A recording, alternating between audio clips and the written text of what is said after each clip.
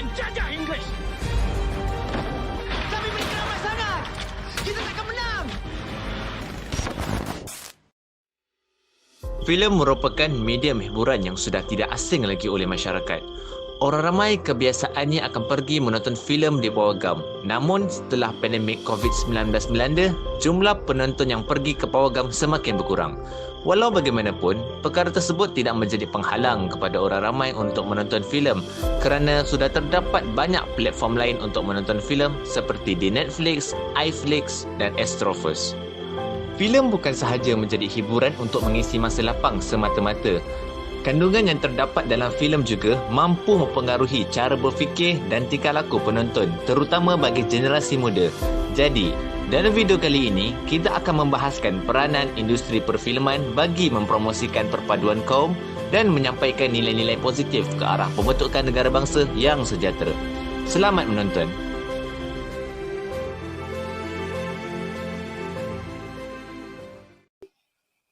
Penghasilan filem bertemakan perpaduan dapat mempromosikan perpaduan kaum yang tinggal dalam suatu kelompok masyarakat semasa menjalani kehidupan harian melalui jalan cerita yang dihasilkan.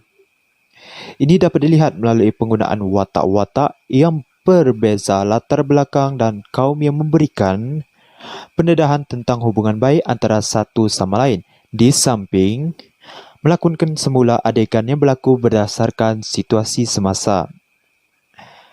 Melalui filem dengan konsep seperti ini, dapat memberikan kesedaran tentang pentingnya persefahaman kaum dengan pengajaran yang berkait rapat dengan penonton itu sendiri.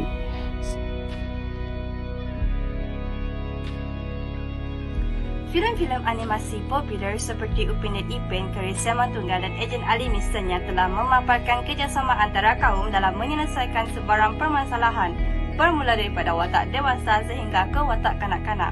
Sebagai contohnya, apabila Upin dan Ipin dan kawan-kawannya termasuk ke dalam kerajaan fantasi setelah menemui keris yang misteri di mana mereka perlu bekerjasama membantu dalam menyelamatkan kerajaan tersebut daripada cengkaman raja yang jahat dan juga mencari jalan keluar daripada kerajaan fantasi tersebut.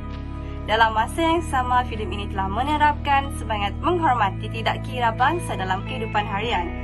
Walaupun bergenera animasi yang memberi tumpuan kepada penonton cilik dalam usaha memupuk nilai positif kepada mereka, konsep perpaduan kaum yang dipersembahkan juga relevan bagi pemahaman penonton dewasa membolehkan pemupukan nilai perpaduan kaum ini dapat diterapkan.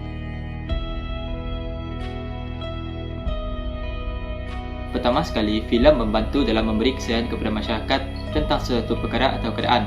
Sebagai contoh, filem-filem arahan Tan Sri P. Ramlee banyak memberi pengajaran dan pedoman kepada masyarakat. Antaranya ialah filem seperti Antara Dua Darjat yang menceritakan tentang masyarakat yang mementingkan darjat dan keturunan. Berdasarkan filem tersebut, Allahyarham Tan Sri P. Ramlee menegaskan bahawa setiap manusia mempunyai darjat yang sama. Hal ini dapat dilihat dalam babak berikut. Kamu selalu berbangga dengan darah keturunanmu. Kamu selalu berbangga dengan darah keturunanmu. Sekarang cobalah kamu bandingkan darahmu dengan darahku. Bandingkanlah darahmu dengan darahku. Jelaslah, filem dapat memberi kesan positif kepada masyarakat dengan memberi kesedaran dan pedoman mengikut cara tertentu yang digunakan oleh pengarah filem.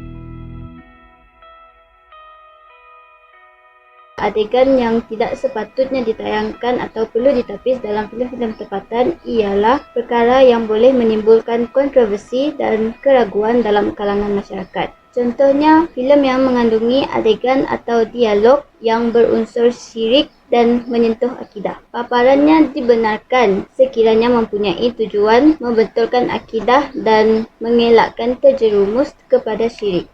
Watak dalam adegan yang melanggar akidah agama itu wajib berkesudahan dengan kesedaran dan bertaubat atau menerima balasan buruk terhadap dirinya. Seperti filem Munafik 2, arahan Samsul Yusuf, iaitu watak Abu Jah yang mengakui dirinya sebagai Nabi atau Rasul dan mengakui dirinya dan pengikutnya sahaja yang layak memperoleh pertolongan langsung daripada Allah. Oleh sebab pada akhirnya watak Abu Jah ini menerima balasan buruk menyebabkan adegan ini dibenarkan untuk ditayangkan dalam filem tersebut.